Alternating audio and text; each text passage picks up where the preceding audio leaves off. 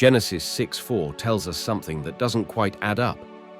The Nephilim were on the earth in those days, and also afterward. But wait, wasn't the flood supposed to wipe them out? So how did giants still exist after Noah's time?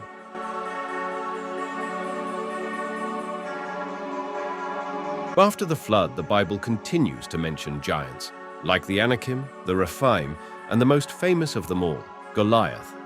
These weren't just tall men. They were described as warriors of immense size and strength. In Numbers 13:33, the Israelite spies say, "We saw the Nephilim there. We seemed like grasshoppers in our own eyes, and we looked the same to them." This means they were still around long after the flood. Some biblical scholars believe the Nephilim bloodline could have continued through Noah's descendants, particularly through Ham and his son Canaan.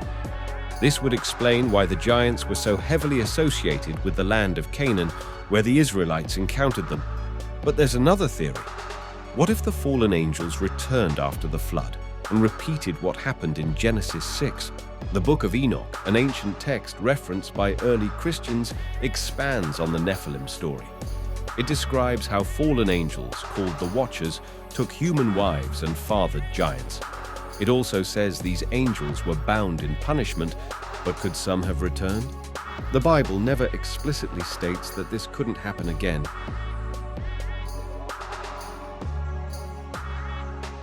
And here's where it gets even stranger. Historical records and ancient texts from various cultures describe giants. The Greeks had the Titans, the Sumerians wrote about the Anunnaki, and even early Jewish historians like Flavius Josephus reference the existence of giant remains. Could these be remnants of the Nephilim? The last biblical reference to giants is in 2 Samuel 21, where David and his men fight the last of them. But if giants were still appearing this late in history, could they have truly been wiped out?